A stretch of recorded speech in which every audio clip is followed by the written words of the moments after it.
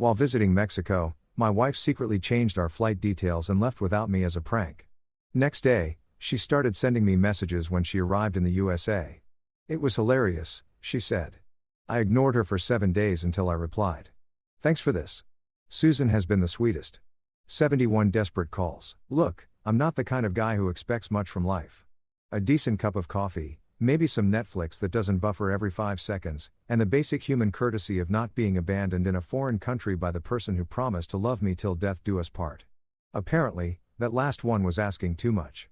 I woke up that morning in our beachfront resort in Cancun with the kind of drowsy optimism that only comes from expensive thread counts and the distant sound of waves crashing. The sun was doing that thing where it filters through white curtains like some kind of tropical heaven. And I stretched out my arm, expecting to find my wife, Sabrina Caldwell, probably scrolling through Instagram or planning which overpriced smoothie bowl we'd be Instagramming for breakfast. Instead, my hand hit cold sheets and the devastating realization that I was alone. Not alone like she's in the bathroom alone, but alone like something is fundamentally wrong with this picture alone. I grabbed my phone from the nightstand, squinting at the screen with one eye still refusing to participate in consciousness. That's when I saw it. The text message that would basically define the next chapter of my life, and not in the motivational poster kind of way. It was hilarious. You should have seen your face while you were sleeping.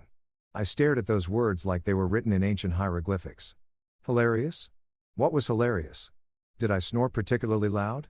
Did I drool? Was there a spider on my face that she heroically removed while I slept? My brain, still operating at about 40% capacity, tried to piece together what possible scenario could warrant this level of amusement at 7 in the morning. Then I noticed the silence, not the peaceful, meditative kind of silence you pay extra for at wellness retreats. This was the wrong kind of silence, the kind that makes your stomach drop and your fight or flight response start doing warm-up stretches. I sat up, suddenly very awake, and looked around the room. Her suitcase, the massive pink monstrosity she insisted on bringing, despite my reasonable protests about baggage fees, was gone. Not just moved, but vanished like it had never existed. I stumbled out of bed, my feet hitting the cold tile floor, and started checking the bathroom, the closet, under the bed, like some kind of deranged detective investigating the case of the missing wife. Her sandals gone. Those ridiculous ones with the little flowers on them that she bought at a market in Potal Cararman 2 days ago, claiming they spoke to her soul. Her phone charger vanished. Even that god-awful sun hat she loved, the one that made her look like she was auditioning for a role in a retired librarian's vacation photo album, completely absent. My hands started shaking. Not from fear exactly, but from that special cocktail of confusion, anger, and what the hell is happening that your body serves up when reality stops making sense. I grabbed my phone again and scrolled through our text thread, looking for clues, explanations, or maybe a hidden message that said, "Psyche, I'm hiding in the closet." Nothing. Just that one cryptic text about my sleeping face being hilarious. I did what any rational person would do in this situation. I called the hotel desk. My voice came out higher than I intended, cracking like a 13-year-old's during puberty. "Hi, yes, this is room 412. Did my wife leave like check out without me?" I try to sound casual like this was a totally normal question that people asked every day.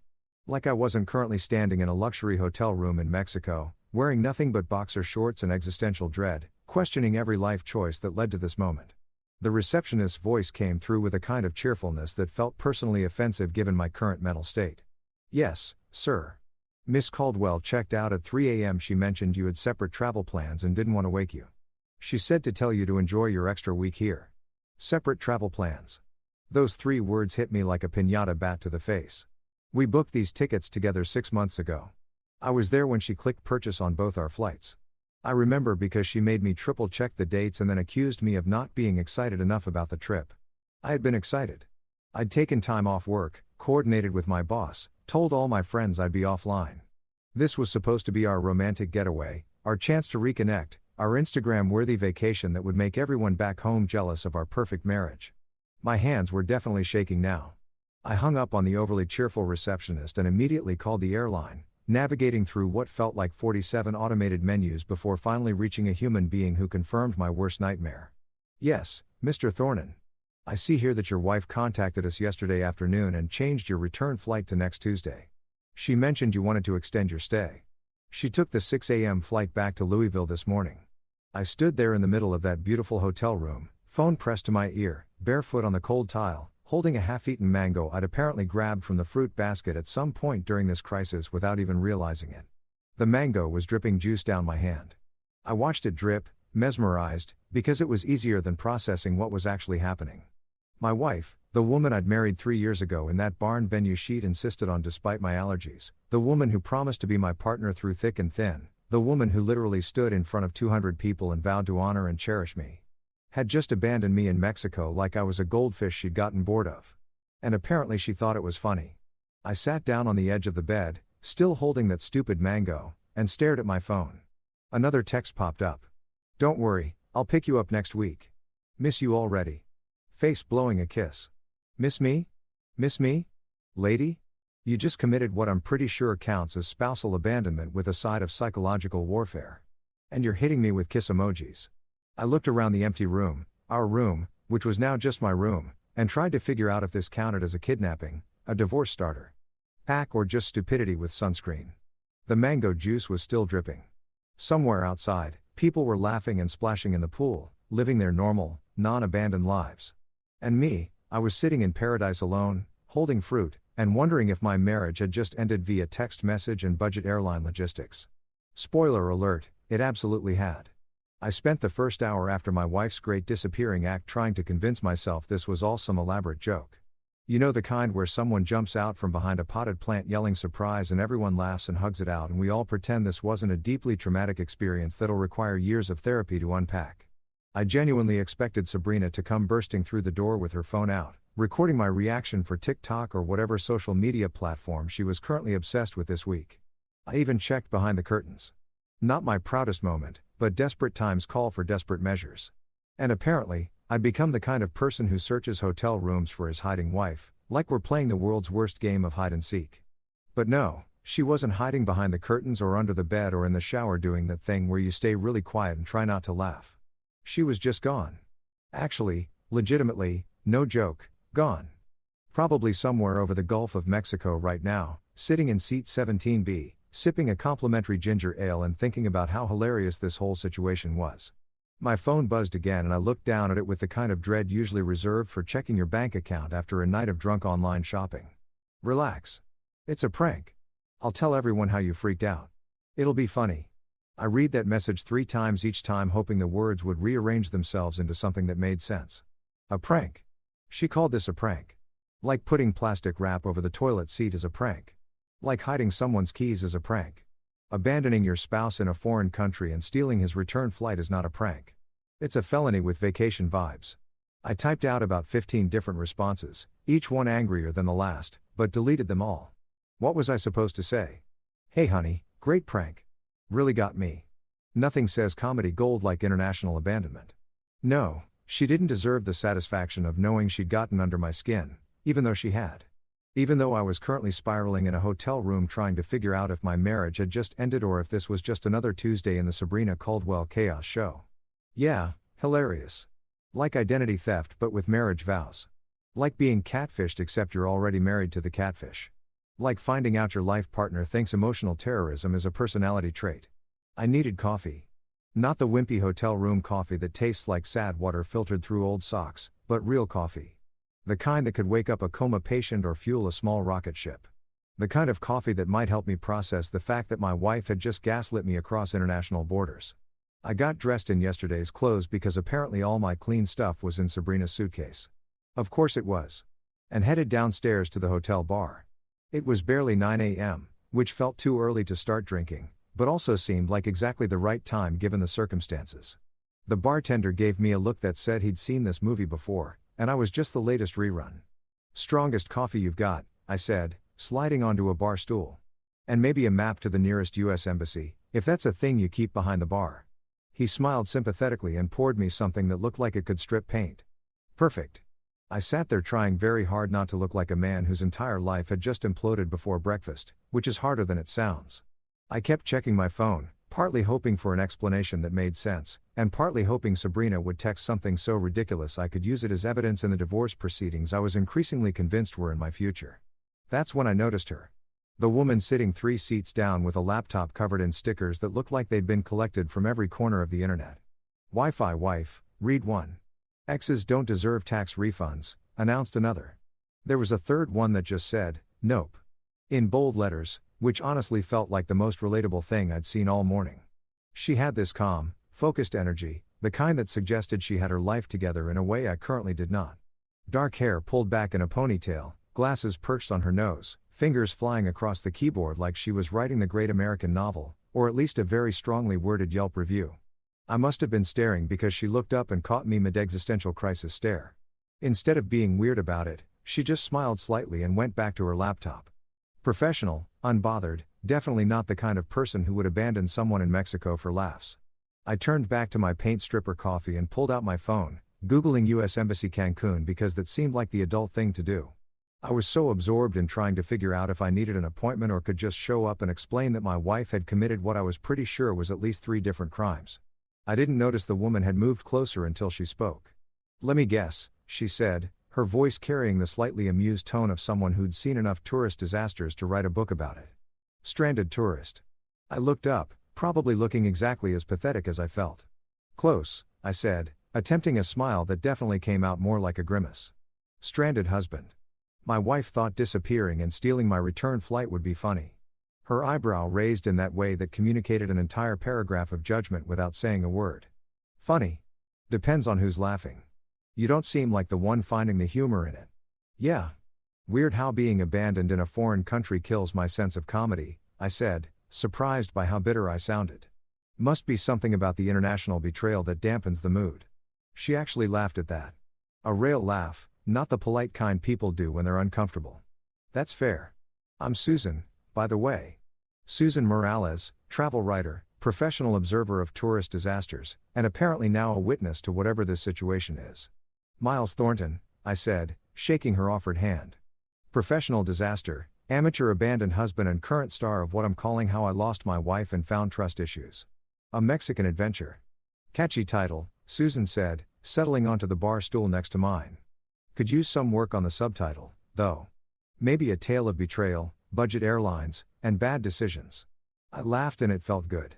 Weird, but good. Like my face had forgotten how to do anything except look confused and mildly panicked for the past 2 hours. Susan gestured to my phone where the embassy website was still pulled up. "You're going about this the hard way. The embassy can't really do much unless she stole your passport, which I'm guessing she didn't." I checked my wallet, relieved to find my passport still there. "No, she left me that. And apparently a hotel room for another week that I definitely can't afford on my own." "Okay, so here's what you do," Susan said, pulling out her own phone with the efficiency of someone who'd solved problems in foreign countries before. "First, we get you a temporary room you can actually afford. There's a decent place 2 blocks from here, clean, cheap, no bed bugs.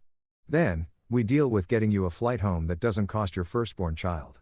And maybe, if you're interested, we get you some tacos because nobody should deal with spousal abandonment on an empty stomach." I stared at her, this complete stranger who was being kinder to me in 5 minutes than my wife had been in the past 24 hours. "Why are you helping me?" Susan shrugged, closing her laptop. "Because my ex once left me at an airport because he said I walked too slow. Took me a week to realize that wasn't a flaw in my character. It was a blessing in disguise. Sometimes the trash takes itself out, you know. Might as well help someone else figure that out faster than I did." My phone buzzed again. Another text from Sabrina. "Miss you already. Face-blowing kiss. 2 hearts." I showed it to Susan, who made a face like she just tasted something expired. "Yeah," she said flatly. "You're going to need those tacos." And honestly, she was right. Turns out Susan Morales wasn't just blowing smoke when she said she could help. Within an hour, this woman I'd met exactly 60 minutes ago had found me a hotel room that didn't require selling a kidney, helped me fill out some kind of form for the airline that might, emphasis on might, get me a flight change without bankrupting me, and was currently leading me through the streets of Cancun toward what she promised were life-changing tacos. I was skeptical about the life-changing part, mostly because my life had already changed pretty dramatically in the past few hours, and I wasn't sure tacos could compete with spousal abandonment on the transformation scale. But I was hungry, exhausted, and following a stranger through Mexico seemed like exactly the kind of decision-making I was capable of right now. Susan had this energy about her that I can only describe as aggressively competent, like she'd seen enough chaos in her life that nothing really fazed her anymore. She walked with purpose, dodged street vendors with practiced ease, and somehow managed to look completely at home in a foreign country while I was still trying to remember if I'd put on deodorant that morning. "So, she said as we navigated around a group of tourists taking selfies with a street performer dressed as a Mayan warrior. How long have you and the disappearing wife been married? 3 years, I said, stepping over a puddle that may or may not have been water. 3 years of what I thought was marriage, but was apparently just me being the audience for her one-woman show of chaos. Susan laughed. That same genuine laugh from earlier. Oh man, I know that feeling. My ex used to call himself spontaneous. I called him unemployed and irresponsible, but potato. My phone buzzed in my pocket. I didn't even need to look to know it was Sabrina. She'd been texting every 15 minutes like clockwork. Each message somehow more oblivious than the last. I pulled it out anyway because apparently I'm a glutton for punishment. Don't be mad. Smiling face with smiling eyes. Come on, lighten up. You're too serious. Everyone at home thinks this is hilarious. Face with tears of joy. I showed the screen to Susan, who made a sound that was half laugh, half disgusted snort. Everyone at home thinks it's hilarious. Who's everyone? Her other personality. The voices in her head. Probably her mom. I muttered. That woman thinks Sabrina walks on water. Could literally commit arson. And her mom would be like, oh, she's just being creative with fire. Susan steered me into a small taco stand that looked like it had been there since the beginning of time. The kind of place that had exactly 3 items on the menu and made all of them perfectly. No Instagram-worthy neon signs. No cutesy decorations. Just an older woman behind a grill who looked at us like she could see into our souls and found mine particularly pathetic. Dual pastor uno carnitas. Susan ordered without hesitation, then looked at me. You're not vegetarian or anything, right? At this point, I'd eat cardboard if someone served it with enough hot sauce. I said. The woman behind the grill cracked what might have been a smile and got to work. We sat at a wobbly plastic table on the sidewalk and I typed out a response to Sabrina, then deleted it. Typed another one. Deleted that, too. Susan watched me with the expression of someone who'd been exactly where I was. You want my advice? She asked. I feel like you're going to give it whether I want it or not. True, don't respond. Not yet. Let her sit in the silence for a while. Let her wonder if you're mad or hurt or just done. Right now. She thinks this is all part of her hilarious prank. She needs to realize it's not. I stared at my phone at those messages with their stupid emojis and realized Susan was right. Every time I responded, even with anger, I was playing Sabrina's game. I was being the audience, the straight man to her comedy routine, the person who cleaned up her messes and made excuses for her behavior. I put my phone face down on the table. Okay, radio silence it is. Good man, Susan said as the tacos arrived. Now eat. You look like a strong breeze could knock you over. She wasn't wrong. I'd been running on adrenaline and coffee since 6 a.m. and it was starting to catch up with me. I took a bite of the al pastor taco and understood immediately why Susan had used the phrase life-changing. It was perfectly seasoned, the pineapple adding just the right amount of sweetness. The meat tender and flavorful. For about 30 seconds, I forgot I was an abandoned husband eating his feelings on a sidewalk in Mexico. Right, Susan said, watching my face. I told you. You weren't lying. I admitted these are legitimately incredible. We ate in comfortable silence for a few minutes, which was weird because I just met this woman and usually I'm terrible at silence with people I don't know. But Susan had this way of making everything feel normal. Like sitting on a curb eating tacos with a stranger was just another Tuesday. Can I ask you something? I said, between bites. Why are you being so nice to me? I mean, you literally just met me. I could be a serial killer or a timeshare salesman or something equally terrible. Susan wiped her hands on a napkin and considered the question. Honestly, because when I was going through my breakup, I was alone in Prague trying to figure out how to get home with a maxed out credit card and a shattered sense of reality. A random bartender helped me out. Didn't ask for anything in return, just helped because he could. I swore if I ever saw someone in a similar situation, I'd pay it forward. So, I'm like, your good karma project? More like my fellow survivor of relationship disasters project, she corrected. Plus, I'm a travel writer. This is literally going to make great content. How to survive being abandoned in paradise, a guide. I laughed despite myself. You're going to write about this? Oh, absolutely. With your permission, obviously. I'll change the names to protect the guilty. She grinned. Your wife is going to be Karen, the universal name for people who think the rules don't apply to them. Perfect. She'd hate that. I took another bite of taco, feeling something shift in my chest. Not happiness exactly, but maybe the absence of the constant low-level anxiety I've been carrying for years. You know what's weird? I haven't felt this relaxed in months, maybe years. I'm literally stranded in a foreign country. My marriage is probably over. I have no idea how I'm getting home, and somehow I feel better than I did yesterday. Susan nodded like this made perfect sense. That's because yesterday you were managing someone else's chaos. Today you're just dealing with regular problems that have actual solutions. Big difference. My phone buzzed again and again and again. Sabrina was apparently escalating from confused to concerned. Miles, seriously, answer me. This isn't funny anymore. Why aren't you responding? Susan glanced at my phone. How long do you think before she realizes she messed up? Honestly, I'm not sure she will. Self-awareness isn't really her strong suit. I finished my taco and leaned back in the plastic chair. She once rear-ended someone in a parking lot and spent 20 minutes explaining to the other driver why it was actually their fault for being parked there. Jesus. Yeah. And I stood there nodding along like that made sense. Like I was her backup singer in the performance of Nothing Is Ever My Fault, the musical. Well, Susan said, standing up and stretching, consider this your retirement from that show. Come on, let's get you checked into that hotel and then maybe we can actually enjoy the city. When's the last time you did something just because you wanted to, not because someone else needed you to? I thought about it and couldn't remember. Every vacation, every weekend, every free moment had been spent either managing Sabrina's latest crisis or preventing the next one. I'd become so good at anticipating her needs that I'd forgotten I had my own. I honestly can't remember. I admit it. Then we're starting today, Susan declared. Rule number 1 of being a functional human: occasionally do things that make you happy. Radical concept, I know. We walked back through the streets of Cancun. And for the first time since I'd woken up that morning, I wasn't thinking about Sabrina or the mess waiting for me back home. I was just walking, eating excellent tacos, talking to someone who treated kindness like it wasn't a limited resource. My phone buzzed one more time. I looked at it, saw another desperate message from Sabrina, and did something I'd never done before. I turned off the notifications. Susan saw and gave me an approving nod. Look at you setting boundaries. I'm so proud I might cry. Don't, I said. I'm barely holding it together as it is. But I was smiling. Actually smiling. And somewhere between the tacos and the sunshine and Susan's matter-of-fact kindness, I started to think that maybe being abandoned in Mexico wasn't the worst thing that could have happened to me. Maybe it was exactly what I needed. The next morning, Susan convinced me to actually explore Cancun instead of sitting in my budget hotel room spiraling into an existential crisis. She had this whole philosophy about how wallowing was fine for like an hour max, but after that you were just marinating in your own misery and that helped nobody. Come on, she'd said, banging on my door at 8 a.m. like some kind of motivational drill sergeant. I'm taking you to the local markets, real Mexico, not the resort gift shop version, where they charge $40 for a shot glass.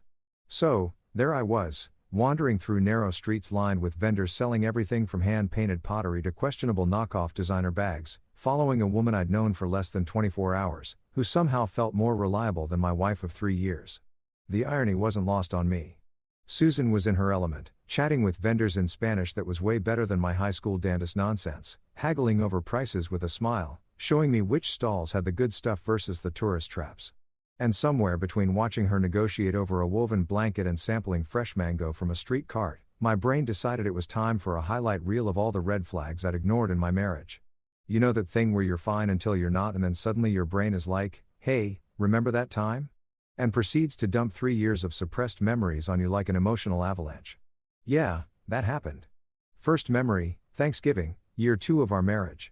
I'd spent the entire day before grocery shopping for what I thought was going to be a quiet dinner for 2. Maybe her parents if they were in town. I bought a turkey, the fancy stuffing mix, 3 kinds of pie because I couldn't decide the whole Norman Rockwell painting setup. I was feeling pretty good about myself, honestly. Domestic as hell. I came home from work that Wednesday to find Sabrina had invited 40 people over. 40. She'd posted about it on Facebook while I was in a meeting and apparently just assumed I'd be cool with feeding a small army on 24 hours notice. Surprise, she'd said like this was a gift and not a logistical nightmare. I thought it would be more fun with people. You're always saying we should be more social. I'd said that once about maybe inviting our neighbors over for coffee, not about hosting a refugee camp's worth of people for a major holiday without discussion. I'd spent that entire Thanksgiving running between the kitchen and the dining room like a deranged caterer while Sabrina held court in the living room, telling everyone how spontaneous and fun she was. 3 people had asked me where the bathroom was. One guy I'd never met ate the last slice of pumpkin pie I'd been saving. I'd smiled through the whole thing because that's what you do, right? You don't make a scene. You don't tell your wife in front of 40 near strangers that maybe a heads up would have been nice. You okay? Susan asked, pulling me out of the memory. You just made a face like you bit into a lemon. Just remembering stuff, I said. Bad stuff. Marriage stuff. Ah, the greatest hits collection, Susan said knowingly. Let me guess. You're suddenly remembering all the times she did something ridiculous and you just went along with it. Bingo. I picked up a small ceramic turtle from one of the stalls, turning it over in my hands. How'd you know? Because that's what happens when someone shows you who they really are and you finally believe them. All those little moments you explained away start looking different in hindsight. She bought the turtle and handed it to me. Here's something to remember this trip by that isn't emotional trauma. I pocketed the turtle and kept walking, but my brain wasn't done with me yet. Memory number 2, the pottery wheel incident. We've been saving for a trip to Italy. Nothing crazy, just a week in Rome, maybe Florence. I've been putting money aside from every paycheck for 6 months. Had a whole spreadsheet tracking our progress because I'm that kind of person. We were so close. Another 2 months and we'd have enough for flights and a decent hotel. I came home one day to find a pottery wheel in our living room. A full-size professional-grade pottery wheel that cost roughly the same as 2 round-trip tickets to Europe. It was on sale, Sabrina had explained, already covered in clay, looking at me like I was the crazy one for not being excited. I've always wanted to try pottery. This is me investing in my creativity. The pottery wheel got used exactly 3 times before it became a very expensive side table. We never made it to Italy. I'd started the savings fund over, but then the transmission went out in her car and then her sister needed help with rent. And then there was always something. The Italy fund became the whatever Sabrina needs right now fund, which was apparently its destiny all along. Oh man, you just made another face. Susan observed. What was this one? Let me guess.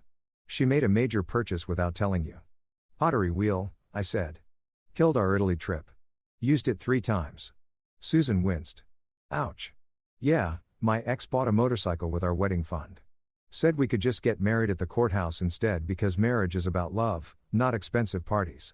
Then he left me for someone he met at a biker rally, so I guess he was half right.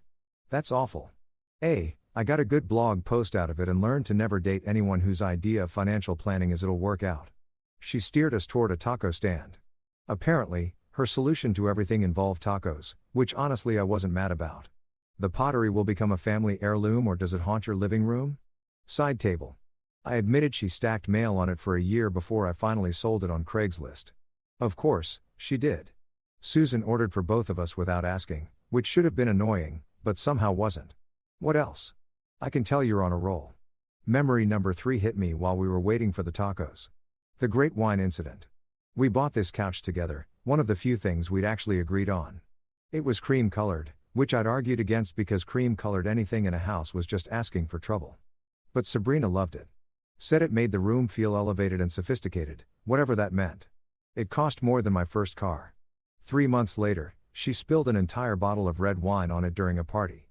Not a glass, a bottle, the full-sized plenty of alcohol content kind of bottle. And instead of I don't know, apologizing or even acknowledging it was a bummer, she just laughed and declared that it gave the couch character. Like the couch was a protagonist in a coming-of-age novel instead of an expensive piece of furniture now sporting what looked like a crime scene. I'd spent the next week trying every carpet cleaner known to man, while Sabrina posted pictures of the stained couch on Instagram with captions about embracing imperfection and living authentically. She got 200 likes. The couch never recovered. It gave it character, I muttered out loud without meaning to. What did she spilled red wine on our expensive couch and said it gave it character? I spent a week trying to clean it and she acted like I was being uptight for caring. Susan stopped walking and looked at me with an expression that was half sympathy, half wanting to reach through time and shake past me. Miles, buddy, that's not quirky. That's just being inconsiderate and then gaslighting you about it. I know that now, I said, but at the time I thought I was being too rigid. She always made me feel like I was the problem for having, normal expectations about how adults behave. The tacos arrived and we found a spot to sit. This time on an actual bench instead of a curb, which felt like progress. Susan was quiet for a minute, just eating and thinking, which I appreciated. Not everything needed immediate commentary. You want to know what I think? She finally said, I feel like I'm about to find out either way. She smiled. Fair.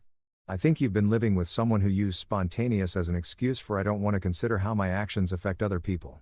And I think you've been so busy being understanding and flexible and accommodating that you forgot you're allowed to expect basic respect from your partner. That hit harder than it should have, or maybe exactly as hard as it needed to. Yeah, I said quietly. I think you're right. Of course, I'm right. I'm always right. It's my best and most annoying quality. She bumped my shoulder with hers. But hey, look at the bright side. You're figuring this out now instead of 20 years from now when you've got a mortgage and kids and even more reasons to stay in something that makes you miserable. My phone buzzed. It had been doing that less frequently, like Sabrina was starting to realize that her usual tactics weren't working. I glanced at it. I'm starting to get worried. This isn't like you. I showed it to Susan, who snorted. Not like you. Not like you to what? Except being abandoned in Mexico with grace and humor.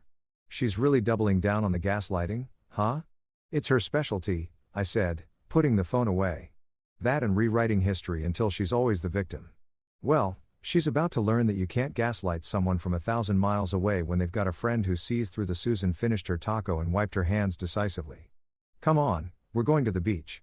You're going to sit in the sun, drink something with an umbrella in it, and remember what it feels like to exist without managing someone else's chaos.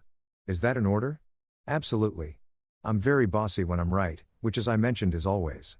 We headed toward the beach, and with every step I felt a little lighter, like I was physically walking away from 3 years of making excuses, of cleaning up messes, of pretending that chaos was the same thing as charm. Susan called it out simply as we hit the sand. You've been living with a performance artist. And the performance was emotional chaos. I nearly choked on the coconut water I just bought. That's exactly what it was. Oh my God. I was the audience paying for the tickets. Exactly. And now she spread her arms wide, gesturing at the ocean.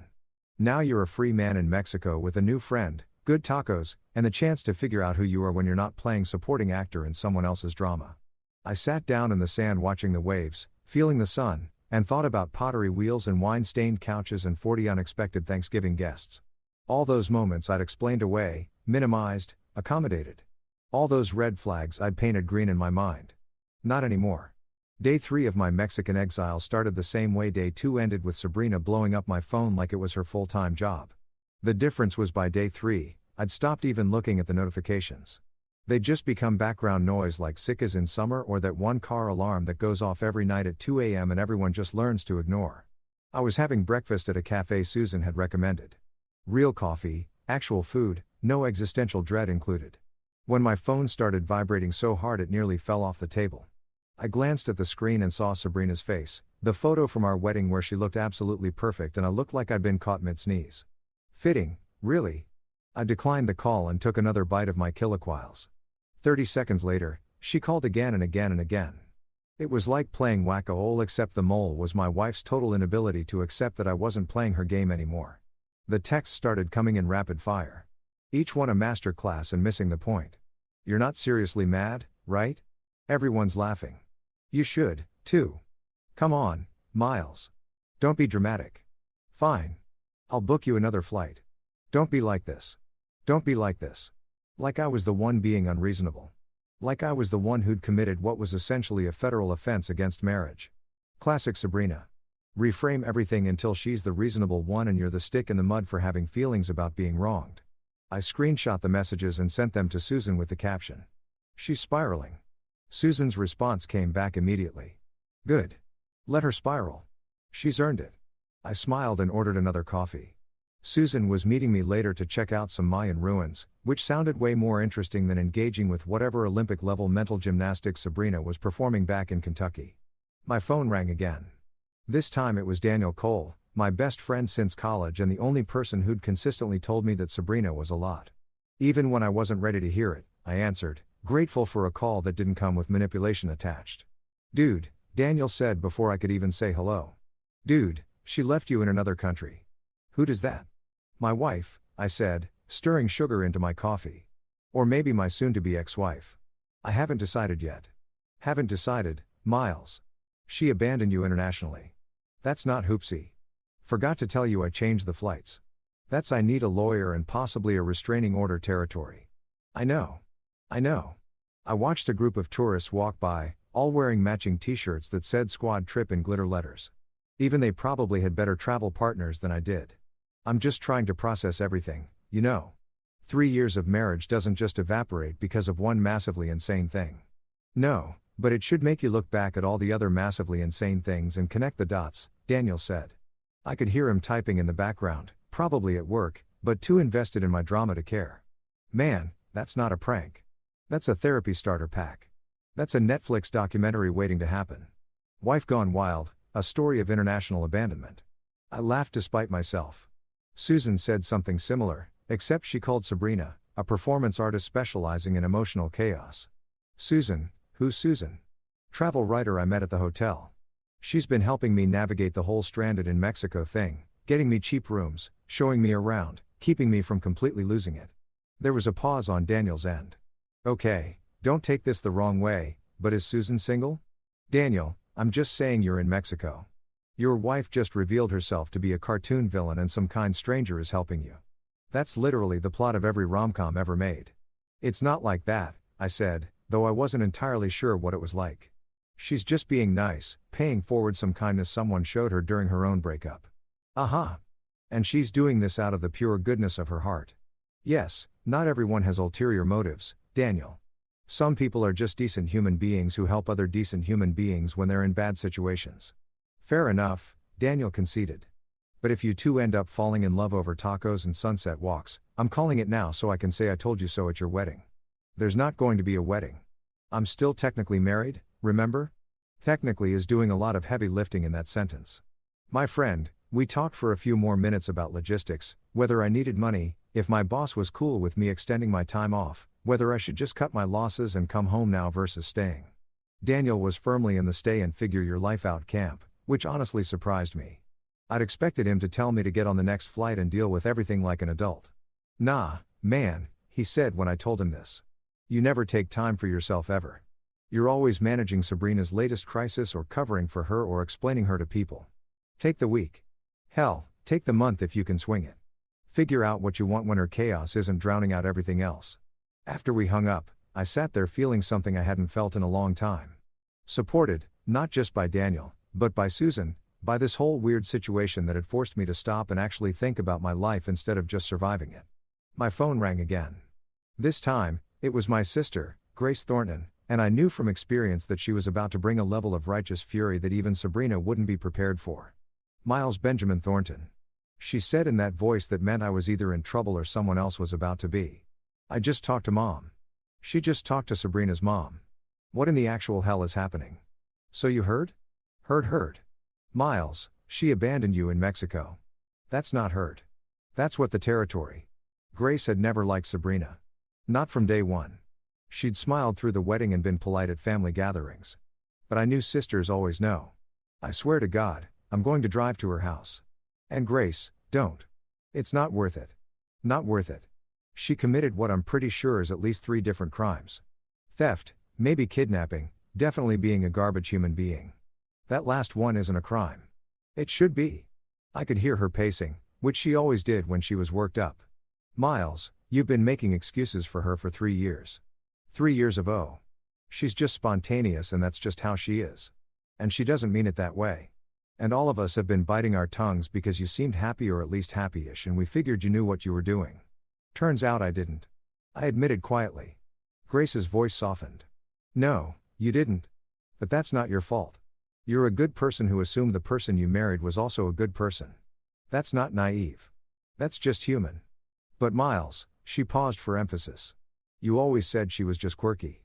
Quirky people don't commit international abandonment. Quirky people collect stamps or learn to juggle or wear mismatched socks. They don't steal your flight and leave you in another country. I know. Do you? Because you've been cleaning up her messes for so long. I'm not sure you know where her chaos ends and your life begins. That hit hard. Mostly because it was exactly what Susan had said yesterday and what Daniel had implied. And what I've been slowly realizing over the past 3 days of actually having space to think. I'm figuring it out. I said, being down here away from all of it, it's like I can finally see everything clearly. All the stuff I explained away or minimized or just accepted because that's what you do in a marriage. No, Grace said firmly. That's not what you do in a marriage. In a marriage, both people care about each other's feelings. Both people consider how their actions affect their partner. Both people don't treat abandonment like it's a hilarious prank. When you put it that way, it sounds really bad.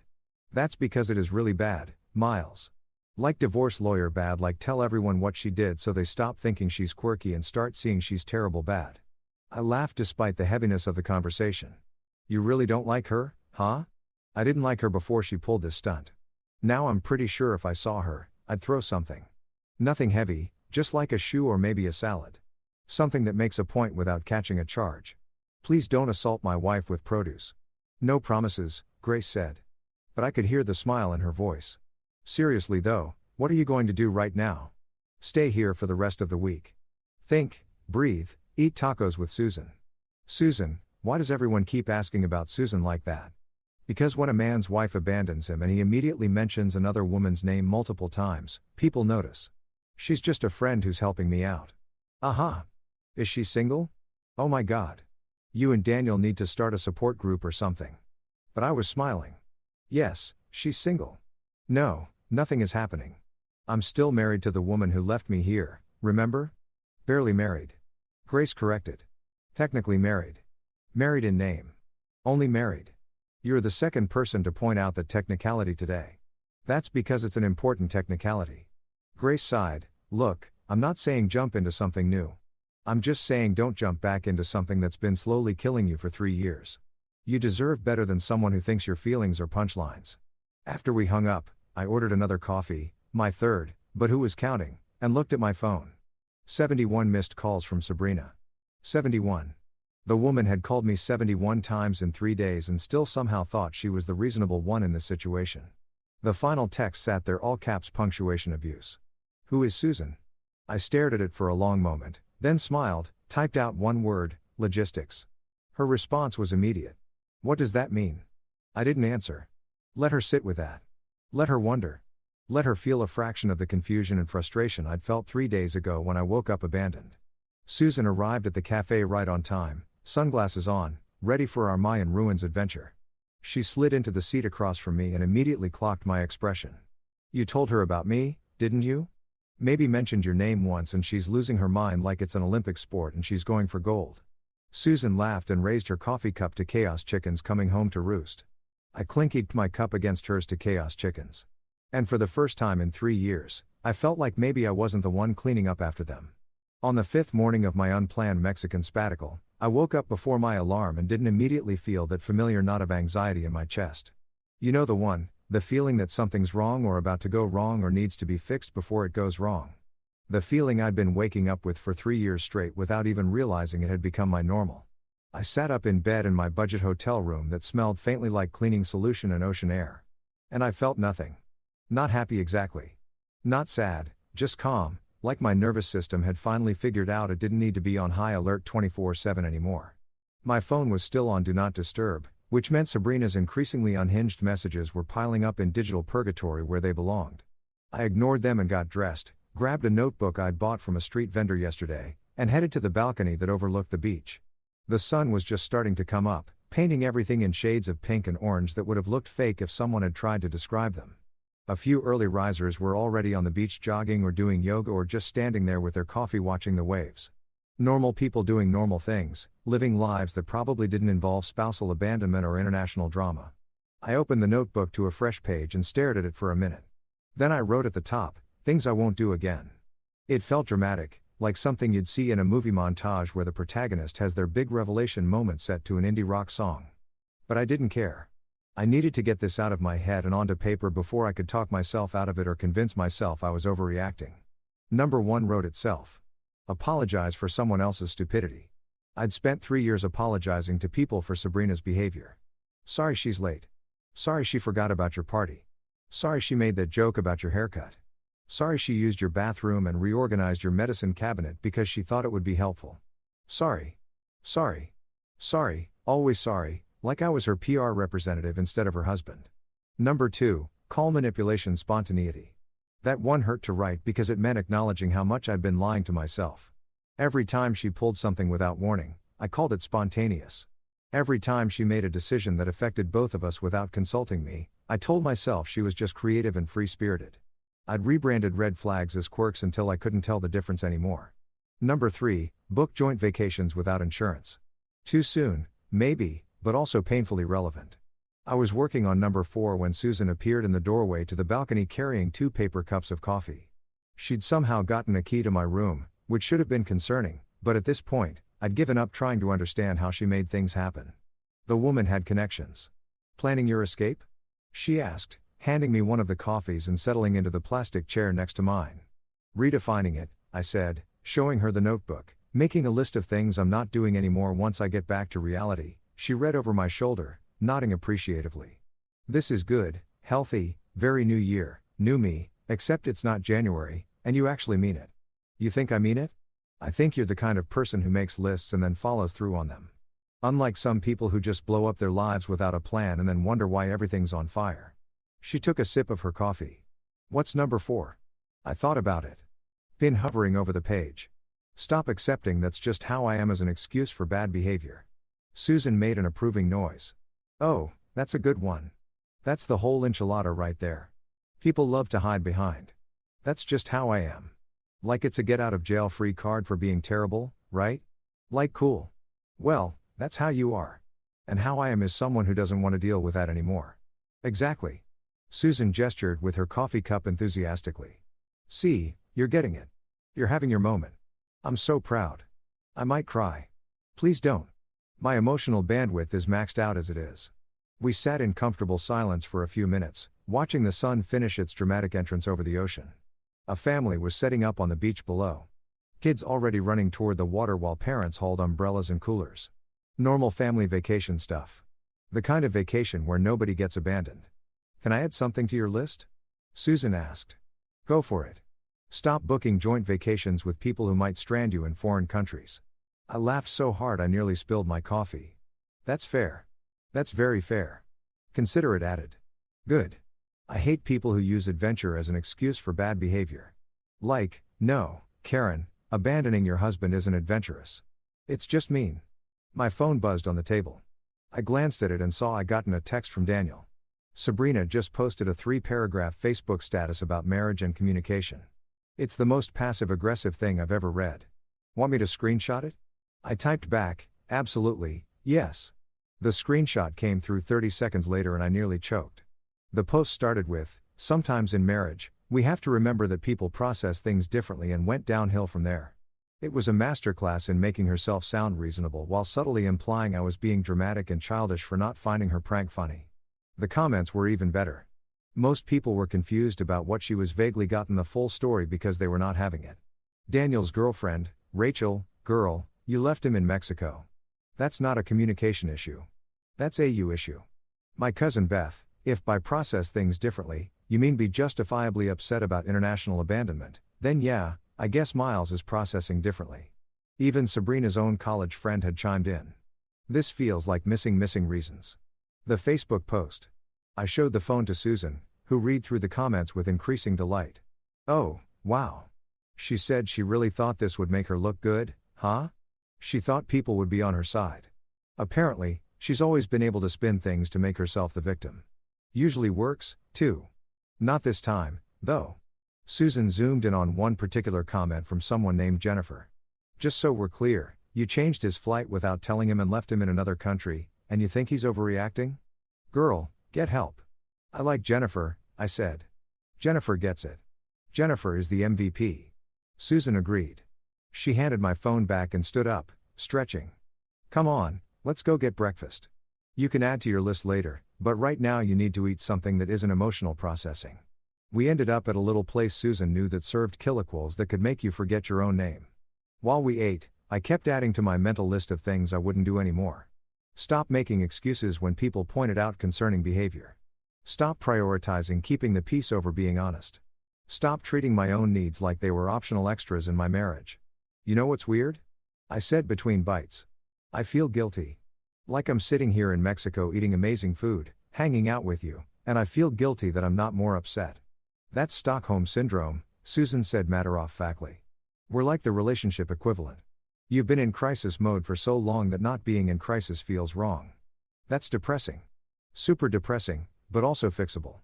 You just need to retrain your brain to understand that peace is actually the normal state and chaos is the aberration, not the other way around."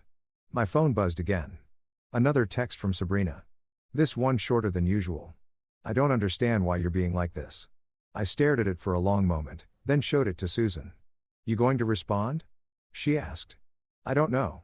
Part of me wants to lay out exactly why I'm being like this in excruciating detail, but the other part knows she won't actually hear it. She'll just find a way to make it about her feelings. So, don't respond, Susan suggested.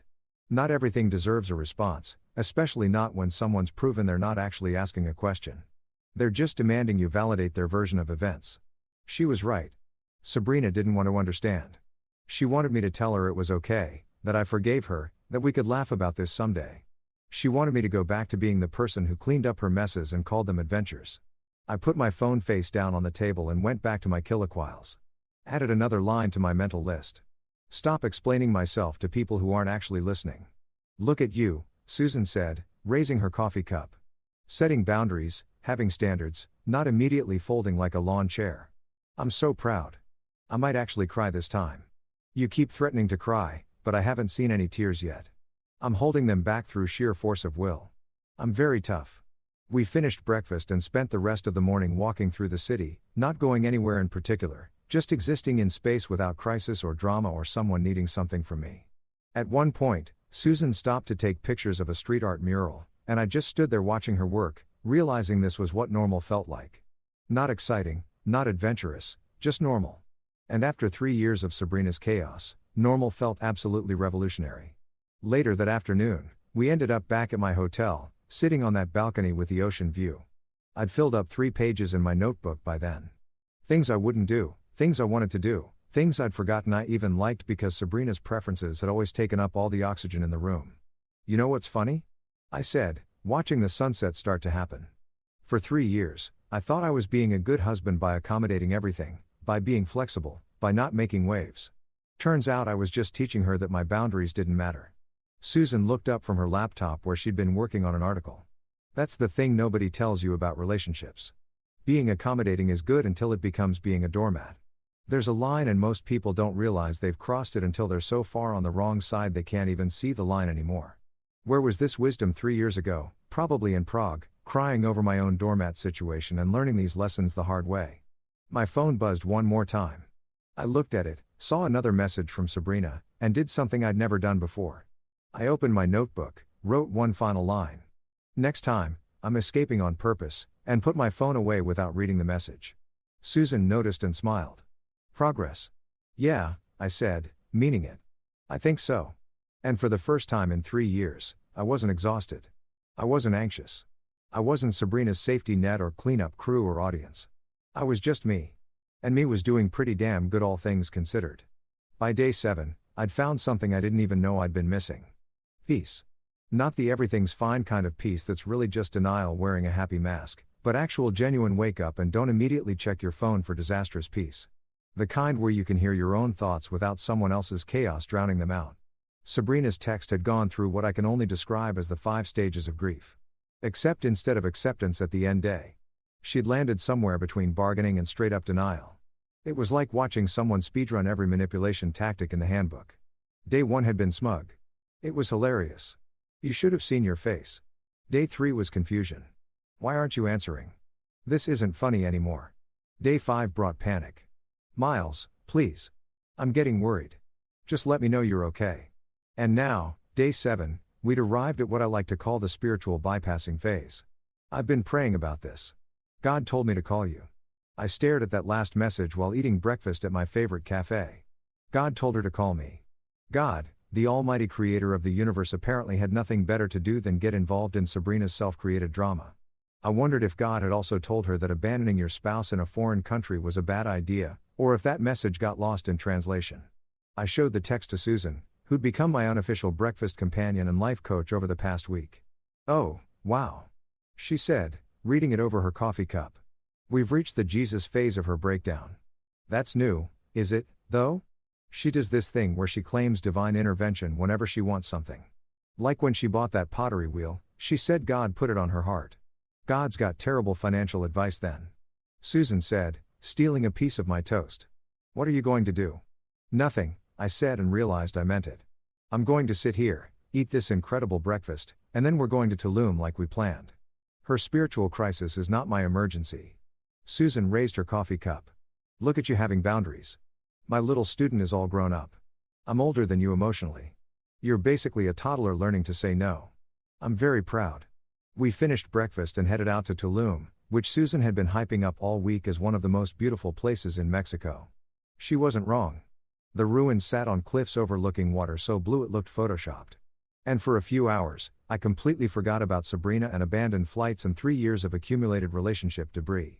Susan and I explored the ruins, took touristy photos, and had one of those conversations that happens when you're walking through ancient history, and your own life suddenly feels very small and manageable in comparison.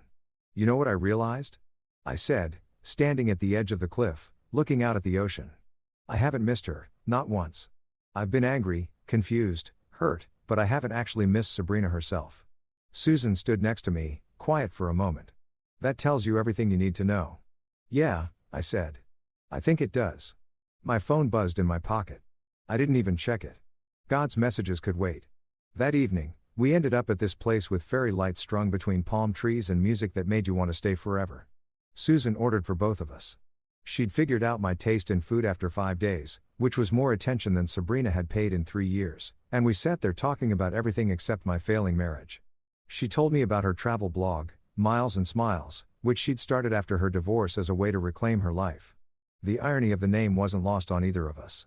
So, you're telling me, I said, that I've been having a breakdown with someone literally named Miles and Smiles.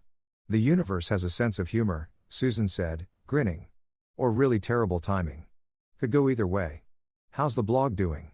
Good, actually. Turns out people like honest travel content that isn't just influencers pretending everything's perfect. I write about the disasters, the missed flights, the food poisoning, the hotel rooms that smell like feet. Real stuff. Is this going to be real stuff?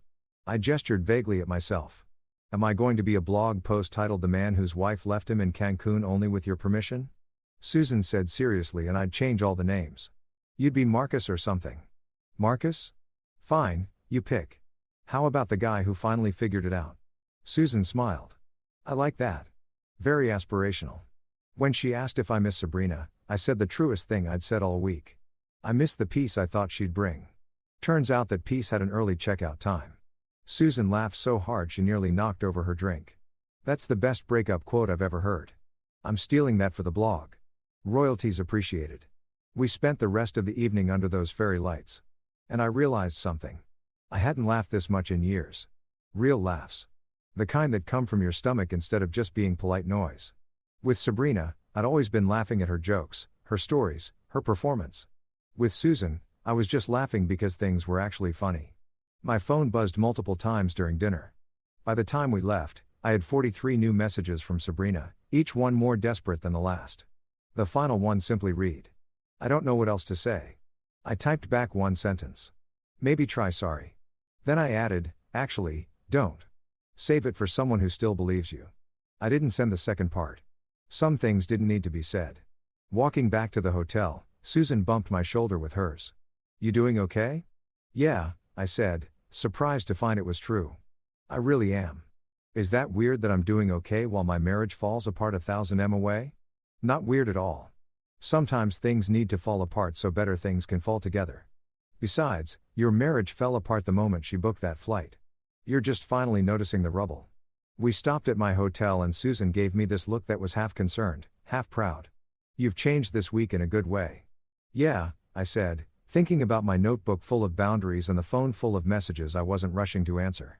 I stopped being the punchline. She smiled and started being the headline. I watched her walk away, then went up to my room and looked at my phone one more time. Sabrina had called 17 more times, left voicemails I wouldn't listen to.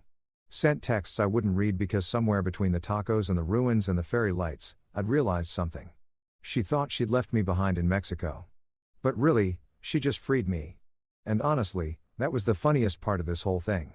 On the 8th morning, I woke up and decided to be petty. Not in a destructive way, not in a burn down her life kind of way, but in that delicious, perfectly justified way that feels like poetic justice wrapped in karma's gift paper. I'd been thinking about it all night.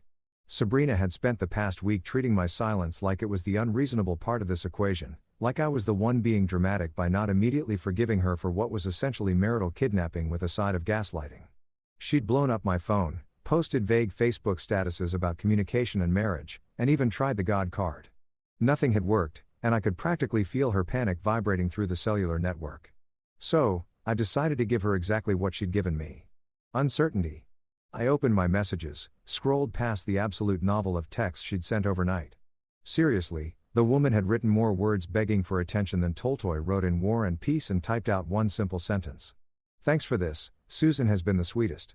I read it over 3 times, making sure it hit exactly the right note of casual and cryptic. Not mean, not cruel, just informative. Then I hit send and waited. The response time was genuinely impressive. My phone started ringing before I could even set it down. Once, twice, 3 times. I declined each call with the kind of satisfaction usually reserved for crossing the last item off your to-do list or finding $20 in your coat pocket. The text started coming in like machine gun fire. "Who is Susan?" "Miles, answer me." "What does that even mean? Are you serious right now?" I took a sip of my coffee, the good stuff from the cafe, not the hotel room sadness water, and smiled. Susan walked in right on cue, somehow already knowing I'd pulled the trigger on what we'd been joking about calling Operation Make Her Sweat. "You did it, didn't you?" she said, not even needing to ask. "I might have mentioned your name." "And she's losing her mind." I showed her my phone, which was now actively having a seizure with incoming notifications. Susan's eyes got wider with each message. "Oh my God. She called you 71 times in 30 seconds. 73 now. She's persistent. I'll give her that." Susan sat down across from me, looking at my phone like it was a particularly fascinating science experiment. "What are you going to do?" "Let her cook," I said, using the phrase Daniel had taught me last night during our phone call. Let her sit with the exact feeling she gave me when I woke up to that goodbye text. My phone rang again and again. The voicemails were piling up like snow in a blizzard.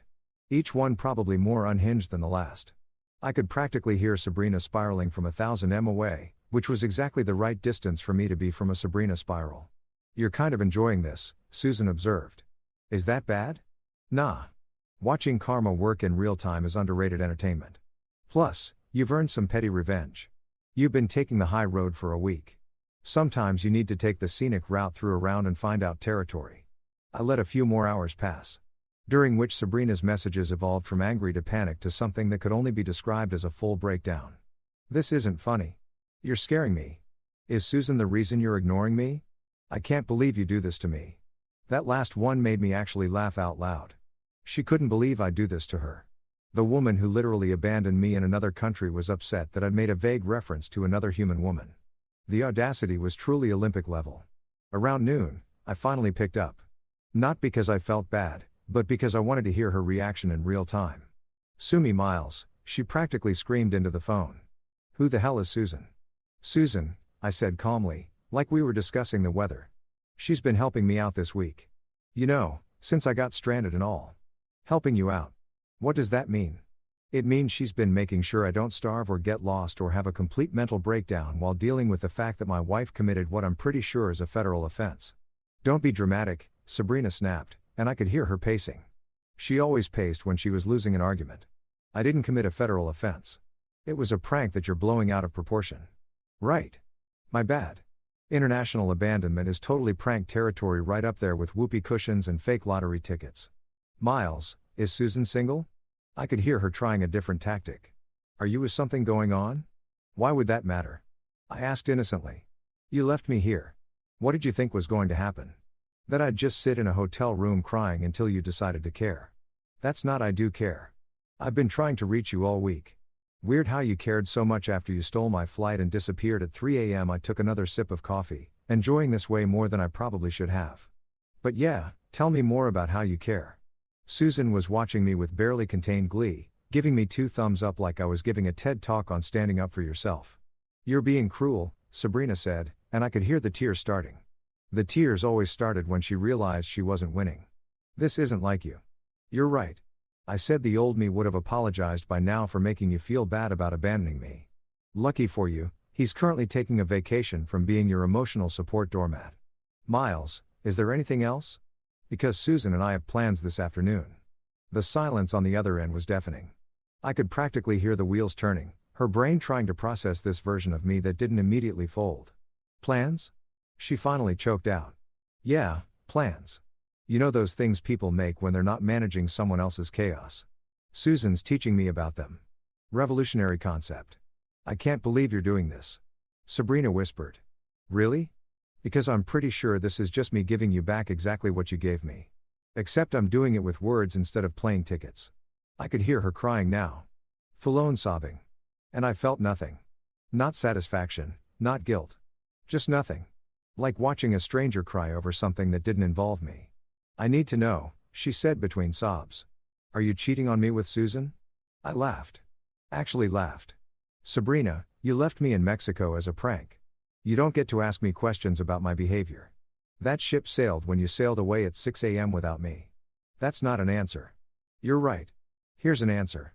Relax. It's just a prank. Then I hung up. Susan was staring at me with her mouth open. Did you just use her own words against her? Yeah, I did. That was ice cold. Was it too much? Are you kidding? That was perfect. That was poetry. That was Susan stood up and slow clapped. That was the most beautiful thing I've ever witnessed. My phone immediately started ringing again. I let it ring, watching Sabrina's face flash on the screen over and felt something shift. Not revenge exactly, more like balance. Like the scales had finally evened out and I wasn't carrying all the weight anymore. You know what the funny part is? I said to Susan, I don't even feel bad. That's because you shouldn't. She played a stupid game and won a stupid prize. This is just the prize ceremony. We left the cafe and my phone kept ringing, kept buzzing, kept demanding attention it wasn't going to get. And for the first time in 8 days, maybe for the first time in 3 years, I felt like I was the one in control of my own life. Sabrina thought she could play games with me and I'd just accept it. Turns out I could play too and I was way better at it than she expected. By the second week of my Mexican liberation, because let's be honest, that's what it was. The narrative back home had shifted in ways that would have been hilarious if they weren't so satisfying. Apparently, Sabrina's funny prank had stopped being funny to everyone except Sabrina herself. And even she was starting to realize that the joke had a punchline she didn't see coming. Daniel called me on day 10 with an update that made my morning coffee taste even better than usual. Dude, he said, barely containing his laughter. You need to hear what's happening back here. It's beautiful. It's like watching dominoes fall except the dominoes are Sabrina's reputation. Tell me everything, I said, settling into my balcony chair with the phone on speaker so Susan could hear. She'd become my official partner in Schadenfreude. And honestly, it was the healthiest relationship I'd had in years. Okay. So, first, remember how she posted that whole thing about communication in marriage? Yeah. People started asking questions. Specifically, your cousin Beth asked what exactly happened that required so much communication. And Sabrina being Sabrina told the whole story like it made her look good. Oh, no, I said, but I was smiling. Oh, yes. She literally posted, I changed Miles's flight as a joke to give him some alone time in Mexico and now he's being dramatic about it. Posted it publicly on Facebook where your entire family could see it. Susan grabbed my arm, eyes wide. She did not. She absolutely did, Daniel confirmed. And then your Aunt Karen, the good Karen, not the mean Karen, commented, you abandoned your husband in a foreign country and you're surprised he's upset? And it spiraled from there. I put my head in my hands, torn between secondhand embarrassment and pure joy. What did people say? Oh man, where do I start? Your mom commented just a single question mark, which is somehow the most devastating response possible. Grace wrote an entire essay about how this isn't quirky, it's emotional abuse. My girlfriend Rachel posted a link to an article about narcissistic behavior. Even my mom commented, and she never comments on anything. What did your mom say? This explains so much about their marriage, which ouch, but also accurate. Susan was fully invested now, leaning in like we were watching the season finale of a really good TV show. What about her friends? Did anyone defend her? That's the best part, Daniel said. And I could hear the grin in his voice. Her friends tried it first. You know, the usual Sabrina is just spontaneous and Miles is probably overreacting stuff. But then people started sharing their own Sabrina stories. Remember when she borrowed Jessica's car and returned it with an empty tank and a parking ticket? Oh God, I forgot about that. Jessica didn't forget. She commented with receipts, literal photos of the parking ticket. Then other people started piling on with their own stories. It was like watching a dam break, except the dam was made of repressed complaints about Sabrina's behavior. I sat there processing this, trying to reconcile the image of Sabrina I'd been carrying around, spontaneous, creative, free-spirited, with the reality that apparently everyone else had seen clearly while I was busy making excuses. So, she's basically been cancelled by Facebook? Susan asked. Not cancelled exactly, more like exposed. The post has like 200 comments now, and maybe 5 of them are supportive. The rest are either people calling her out or people sharing their own Sabrina horror stories. After I hung up with Daniel, Susan and I sat in silence for a moment watching the waves crash against the shore. You okay? She asked. I know she's terrible, but that's still got to be weird to process. Honestly, I feel like I've been living in an alternate reality for 3 years, and I'm just now stepping back into the real one. Everyone saw what she was except me. That's not true. You saw it. You just convinced yourself you were seeing it wrong. My phone buzzed with a text from Grace. Have you seen Facebook? Call me. Then another from my mom. Miles. Honey, we need to talk about Sabrina. Then one from Sabrina's own mother. Miles, I'm so sorry. I had no idea she'd done something like this. I don't know what's gotten into her. That last one hit different. Sabrina's mom had always been her biggest defender. The person who explained away every weird behavior as artistic temperament or creative genius. If even she was apologizing, things had really gone sideways. I called Grace, who answered on the first ring. Please tell me you've seen the Facebook post, she said without preamble. Daniel gave me the highlights. The highlights don't do it justice. Miles, people are dragging her through the mud and honestly, she deserves it. Do you know how many people have messaged me privately saying they've been waiting for someone to call out her behavior? How many? 17. 17 people, Miles. 17 people who've apparently been bitten by Sabrina's chaos and just never said anything because they thought you were happy. I thought about that. 17 people who'd seen what I couldn't or wouldn't see. 17 people who'd kept quiet to keep the peace just like I had. What's she saying now? I asked. Oh, she's gone full victim mode. Posted another status about how hurtful it is when people don't understand your sense of humor. But here's the thing, nobody's buying it anymore. Even her college friends are being like, girl, maybe sit this one out. That evening, I got a text from Sabrina's boss at the architecture firm where she worked. We'd met a few times at company parties, and he'd always seemed like a reasonable guy who probably wondered why his employee's husband always looked vaguely stressed. Miles, I hope you're doing okay. Sabrina mentioned the Mexico situation. Just wanted to say that if she treats clients the way she apparently treats her personal relationships, we're going to have some serious conversations when she gets back to work. Wishing you the best. I showed the text to Susan, who let out a low whistle. Her boss just essentially told you he's going to discipline her for her personal behavior. That's wow. Is it bad that I don't feel bad about it? Not even a little bit. Play stupid games. Win stupid prizes. She played the stupidest game possible, and the prize is everyone finding out who she really is. My phone kept buzzing throughout the day. Mutual friends asking if I was okay. Family members offering support. Even my old college roommate reached out saying he'd always thought Sabrina was a lot, but hadn't wanted to say anything. The one that got me, though, was from my boss, Richard. Taking some extra time is absolutely fine. In fact, take another week if you need it. Your wife's prank made the rounds at the office. HR wants to talk to you about our family crisis leave policy when you get back. We've got your back. I stared at that message for a long time. My boss had heard about this. HR knew. Everyone knew. The story had spread beyond Facebook and into real life. And everywhere it went, people were unanimously agreeing that Sabrina had massively screwed up. You know what the weirdest part is? I said to Susan that night over dinner. I thought I'd feel vindicated. Like, see, I wasn't crazy for being upset. But mostly, I just feel tired. That's normal.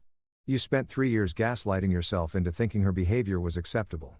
Finding out everyone else thought it was insane doesn't erase those 3 years of confusion. How are you so wise about this stuff? Therapy. So much therapy. Like an amount of therapy that would make Freud say, maybe that's too much therapy. She smiled. But seriously, you're processing years of normalized chaos in real time. Cut yourself some slack. Later that night, Sabrina posted one more Facebook status. Someone screenshotted and sent it to me within minutes.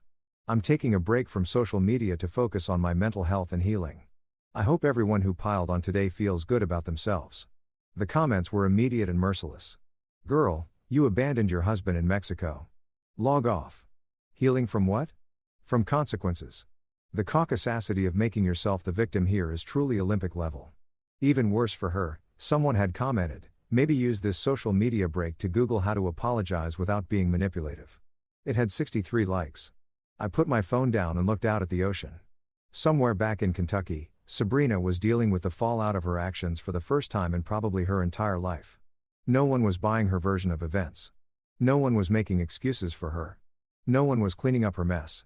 For once, she was sitting in the consequences of her choices. And apparently, those consequences were uncomfortable enough that she needed to heal from them. You think she'll actually learn from this? Susan asked, following my gaze to the water. Honestly, probably not. People like Sabrina don't usually have come to Jesus moments. They just find new audiences who haven't figured them out yet. Cynical, but accurate. 3 years of marriage will do that to you.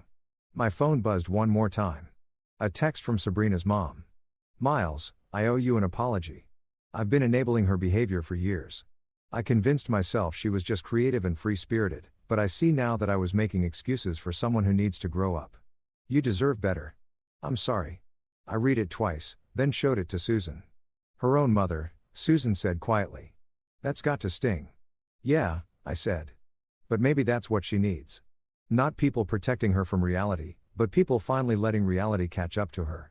Think she'll try to call probably, but I'm not picking up. Good, Susan said, raising her beer bottle to consequences. Finally finding their target. I clinked my bottle against hers to consequences. And somewhere in the Mexican night, with the sound of waves and distant music and the peaceful absence of chaos, I realized something. The joke hadn't just reversed. It had finally told the truth. And the truth was Sabrina had been the punchline all along. I stayed another month, not because I was running away or hiding or avoiding the inevitable return to reality, but because for the first time in years, maybe ever, I was making a decision based purely on what I wanted, not what someone else needed, not what would keep the peace, not what would make me look like a good husband or a responsible adult, just what I wanted. And what I wanted was to stay in Mexico a little longer. My boss had been surprisingly cool about it. After the "your wife abandoned you in another country" story made the rounds at the office, I'd suddenly become the recipient of an absurd amount of goodwill and understanding. Richard told me to take all the time I needed, that my projects could wait, and that honestly the team was just impressed I was handling everything so well. I didn't tell him that handling it well mostly involved eating tacos and pretending my phone didn't exist. I'd also started working remotely, which turned out to be shockingly easy when you weren't spending half your mental energy managing someone else's emotional chaos. I'd get up early, knock out my work before lunch, and then spend the afternoon exploring with Susan or just sitting on the beach reading books I'd been meaning to read for years, but somehow never had time for. Turns out I'd had plenty of time. I'd just been spending it all on Sabrina. Susan and I had fallen into this easy rhythm that didn't need labels or definitions or urgent conversations about what this is.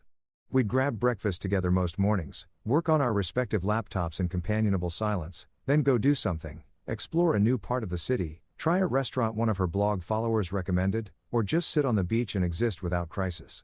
You know what's weird? I said one afternoon watching her edit photos for her blog. We were at our usual cafe, the one that had basically become our office. I'm happier right now in the middle of my marriage falling apart than I was in the entire 3 years of actually being married. Susan looked up from her laptop, pushing her glasses up her nose. That's not weird at all. You're finally not carrying someone else's emotional baggage. You're traveling light. Is that a travel blog metaphor?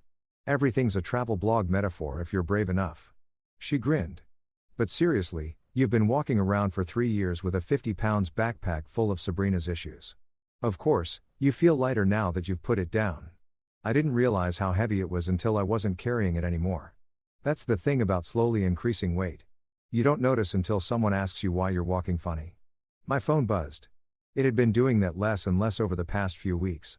Sabrina's attempts to reach me had gone from constant to frequent to occasional to sporadic. The Facebook fallout had apparently taught her that maybe, just maybe, she wasn't the victim in this story, though I doubted the lesson had really sunk in. This time it was Daniel. Sabrina hired a divorce lawyer. Thought you should know. I stared at the message for a moment, waiting for the panic or sadness or any of the emotions I thought I'd feel when this moment came. Instead, I felt relief. Pure uncomplicated relief. She filed, I said to Susan, showing her the text. How do you feel? Like I just got parole from a prison sentence I didn't realize I was serving. Susan reached across the table and squeezed my hand. Good. That's the correct response. I called Daniel back, putting him on speaker so Susan could hear. How'd you find out? I asked. She posted about it. Not directly, but one of those vague, sometimes the hardest decisions are the right ones posts with a photo of her looking sad in golden hour lighting. Someone commented asking if she was okay, and she said she'd made the difficult choice to file for divorce. Susan made a noise that was half laugh, half disbelief. She made the difficult choice. SH made it. That's Sabrina, I said, rewriting history until she's always the protagonist making brave choices instead of the chaos goblin facing consequences. Chaos goblin, Daniel repeated. I'm using that. That's perfect. We talk logistics for a bit. I need to get a lawyer, deal with paperwork, figure out what to do about our apartment and our stuff and all the boring administrative tasks that come with untangling a life. But none of it felt urgent or scary. It just felt like items on a to-do list, and I was good at to-do lists. After we hung up, Susan closed her laptop and gave me a look I'd come to recognize as her real talk incoming face. So, she said, what are you going to do long term? I mean, honestly, I have no idea. Get divorced, obviously. Probably find a new apartment since ours has wine stains and bad memories. Keep working. Keep existing. Maybe get a therapist to unpack why I spent 3 years in a relationship that made me miserable. Those are all good plans, Susan said carefully. But what do you want? Not what you should do or what's responsible or what makes sense. What do you actually want? I thought about it, watching the street outside the cafe, tourists taking photos, locals going about their day, the whole world just spinning along without needing my input or permission. I want to keep feeling like this, I said finally. Not the divorce part or the drama part, but this part, the part where I wake up and my first thought isn't, what crisis do I need to manage today? I want to keep working remotely sometimes. I want to travel more. I want to have breakfast with people who make me laugh instead of people who make me anxious. Those are achievable wants, Susan said, smiling. Are they though? Or is this just some temporary Mexico magic that'll disappear the second I get back to real life? Real life is what you make it. You've been living in Sabrina's version of real life for 3 years. Time to build your own version. Over the next few weeks, I did exactly that. I found a divorce lawyer who came highly recommended and who upon hearing my story said, yeah, this should be pretty straightforward. She doesn't have much of a leg to stand on legally or morally. I started apartment hunting online, looking at places that were just mine. 1 bedroom because I didn't need space for someone else's pottery wheel or impulse purchases. Near a park because I discovered I actually liked running when I wasn't too stressed to remember I had legs. I called my family and actually talked to them instead of just giving them surface-level updates designed to avoid questions about my marriage. Turned out they were pretty great when I wasn't using all my energy pretending everything was fine. And I spent time with Susan. Not dating exactly because neither of us was ready to label what we were doing. But we were doing something and that something felt healthy and easy and nothing like the complicated mess I just escaped. One evening about 3 weeks before I was planning to fly home. We were sitting on the beach watching the sunset. It had become our thing. This daily ritual of watching the sky do its dramatic performance in shades of orange and pink and purple. You know what I realized? Susan said, drawing patterns in the sand with her finger. This is the longest I've hung out with someone without wanting to run away. Is that a compliment or are you setting up an elaborate joke? It's a compliment, you weirdo. I like hanging out with you. You're the only person I've met in years who doesn't make me feel like I need to be on all the time. Right back at you, I said. You're like the human embodiment of not needing to try too hard. That's the nicest thing anyone's ever said to me. We sat in comfortable silence for a while, and I thought about how different this felt from sitting with Sabrina. With her, silence meant she was plotting something or upset about something or about to announce she'd made a major life decision without consulting me. With Susan, silence was just silence, peaceful, easy, not requiring translation or management. So, she said eventually, you're going back in 3 weeks. Yeah. And then what? And then I start my actual life. The one where I'm not a supporting character in someone else's chaos show. Think you'll miss Mexico? Absolutely. But I think I'll miss this version of me more if I don't take him home with me. Susan smiled. Good answer. My phone buzzed one more time. A text from Sabrina, the first one in days. I hope you're happy. You got what you wanted. I read it then showed it to Susan who rolled her eyes so hard I worried they might get stuck. You got what you wanted, she quoted. Like you wanted any of this. Like you secretly hoped your wife would abandon you in Mexico so you could have an extended vacation. Should I respond? What would you say? I thought about it, watching the sun sink lower toward the horizon. There were a lot of things I could say. I could point out that she was the one who filed for divorce. I could remind her that she started this whole mess. I could list every single thing she'd done wrong over 3 years and document exactly how we got here. But instead, I just deleted the message and put my phone away. Nothing, I said to Susan. There's nothing to say that would make a difference. Look at you being emotionally mature and stuff. I'm so proud. I learned from the best, I said, bumping her shoulder with mine. We watched the rest of the sunset in silence, and I realized something. Sabrina thought she'd left me behind when she took that flight at 6 a.m. 3 weeks ago. She thought she was teaching me some kind of lesson or pulling off the prank of the century or whatever backwards logic had convinced her that abandoning your spouse was comedy gold. But really, she just freed me. Freed me from thinking I needed to fix everything. From believing that love meant accepting chaos, from the exhausting work of making excuses for inexcusable behavior. She'd freed me to find out who I was when I wasn't busy being her safety net. And that person, he was sitting on a beach in Mexico, watching the sunset with someone who made him laugh without making him anxious, making plans for a life that didn't require crisis management or damage control. That person was doing pretty damn good. You know what's funny? I said to Susan as the last bit of sun disappeared below the horizon, what? She thought abandoning me would be hilarious. And honestly, it kind of was, just not in the way she expected. Susan laughed. That real laugh I'd come to love over the past month. That's the spirit. Turn your trauma into comedy. Very healthy. I learned that from you, too. I'm a terrible influence. The best kind. We walked back to the hotel as the stars started coming out. And I thought about how 3 weeks ago I'd been a man holding a half-eaten mango barefoot in a robe, wondering if his marriage counted as kidnapping or just stupidity with sunscreen. Now I was just a man who'd survived, learned, grown, and come out the other side with better boundaries and an appreciation for really good tacos. Sabrina had tried to make me the punchline of her joke, but the joke was on her because I'd never been happier in my entire life. And that, my friends, was absolutely hilarious.